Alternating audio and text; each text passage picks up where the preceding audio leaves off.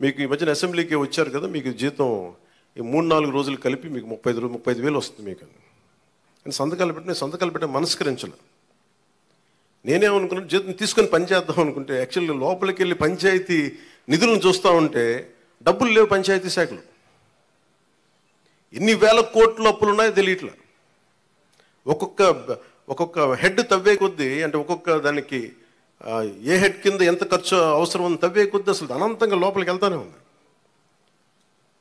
మాకు ఒకటే అనిపించింది, ఇవన్నీ కరెక్ట్ చేయాలి. ఇవన్నీ ఇంత అప్పుల్లో మనకి పంచాయతీరాజ్ శాఖ ఉన్నప్పుడు నాలాంటూ డబ్బులు తీసుకోవటం చాలా తప్పు అనిపించింది. అందుకని వాళ్ళకి చెప్పి నేను జీతాన్ని వదిలేస్తున్నాను, నా జీతాలు ఏం వద్దు, కానీ నా దేశం కోసం, మా నేల కోసం పని చేస్తాను. ఎందుకంటే ఇది పరిస్థితుల్లో మేము ఇచ్చే పరిస్థితుల్లో ఉండాలి మనందరం. అలాగే ప్రతిసారి ప్రతి గవర్నమెంట్ ఉద్యోగులకు సంబంధించి కానీ, పోలీస్ శాఖకు సంబంధించి కానీ, వాళ్ళు టీఏలు, డిఏలు, రిక్రూట్మెంట్, ఇవన్నీ చాలా కష్టసాధ్యమైన సమస్యలు. ఇవన్నీ చెయ్యాలి, యాక్చువల్ బాధ్యత ప్రభుత్వాలకి. నేను ఈ రోజున ప్రభుత్వంలో భాగస్వామిగా చెప్తున్నాను.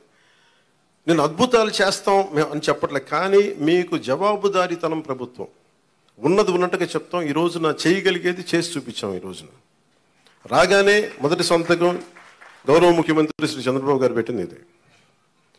మేము అనుకున్న స్కిల్ సెన్సెస్ నేను ముందు ఇనిషియేట్ చేశాను. ఇక్కడ వారాహి సభలో చెప్పాను, స్కిల్ డెవలప్మెంట్ జరగాలి. ఒక యువతలో ఎంత ప్రతిభ ఉందో తెలియదు మనకి. వారి ప్రతిభను వెలికి తీయాలి, వారి సమర్థతను వెలికి తీయాలి. వాటిని పెట్టుకుని అది 5 సంతకాలు అది ఒకటైంది. అలాగే ఈ రోజున మేము మాట చెప్పినప్పుడు మన పిఠాపురం నియోజకవర్గానికి సంబంధించే మొత్తం పెన్షన్స్ అందుకునే లబ్ధిదారులు 40,765 మంది.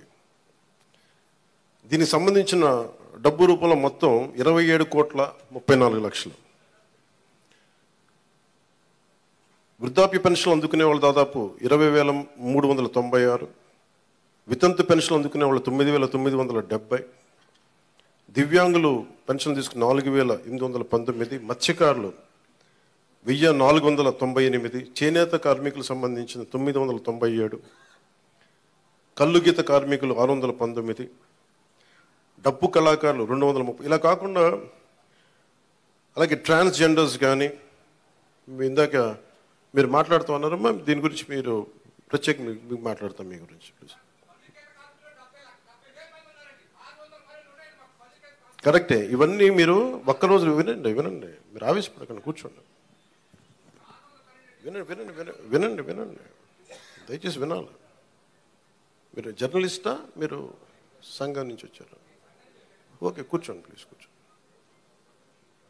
ముందు ఎక్కడో చోట ఒక అడుగు మొదలు పెట్టాం. తమరి పేరు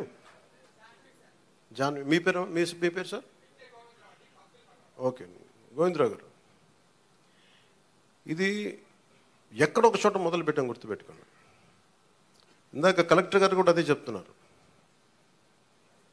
ప్రతి ఆల్టర్నేట్ వీక్ నేను వచ్చి పిఠాపురంకి వచ్చి కూర్చుంటాను. అవి ఏవైతే ఉన్నాయో అవి ఇవ్వండి ఖచ్చితంగా. దీంట్లో కూడా చాలా ఛాలెంజెస్ ఉన్నాయి. గత ప్రభుత్వం కూడా అర్హత లేని వాళ్ళని పెట్టారని, అర్హత ఉన్న రకరకాల కామెంట్స్ ఉన్నాయి. వీటన్నిటికీ కలెక్టర్ గారు వీళ్ళందరూ సలహాలు ఇచ్చేది ఏంటంటే, కేంద్ర క్యాబినెట్కి ఇచ్చేవాళ్ళు, మనం రాష్ట్ర క్యాబినెట్కి చెప్పమంటుంది ఏంటంటే, ఒక రీసర్వే కూడా జరిగితే చాలా మంచిది దీని మీద అని. ఖచ్చితంగా కలెక్టర్ షాన్ మోహన్ గారు చెప్పిన ఈ సలహాని రాష్ట్ర క్యాబినెట్ ముందు ఖచ్చితంగా గౌరవ ముఖ్యమంత్రి చంద్రబాబు గారి దగ్గర దృష్టిలో కూడా పెడతాం. అది కేంద్ర క్యాబినెట్లో, రాష్ట్ర క్యాబినెట్లో మేము చర్చిస్తాం.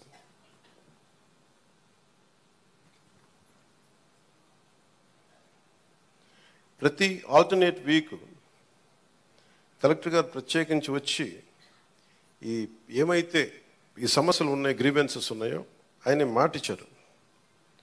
అంటే ఒక యువ కలెక్టర్ అంత ముందుకొచ్చి, నేను ప్రతి 2వ వారం వచ్చి కూర్చుంటానంత బిజీ షెడ్యూల్ నాకు తెలుసు. ఒక అడ్మినిస్ట్రేషన్ ఎంత కష్టమో నాకు తెలుసు. అలాంటి సమయంలో ఎవ్రీ ఆల్టర్నేట్ వచ్చి నేను ఇక్కడికి వచ్చి గ్రీవెన్సెస్ నేనే వ్యక్తిగతంగా చూస్తాను అన్నందుకు వారికి ప్రత్యేకంగా మోహన్ గారికి నా ప్రత్యేక కృతజ్ఞత.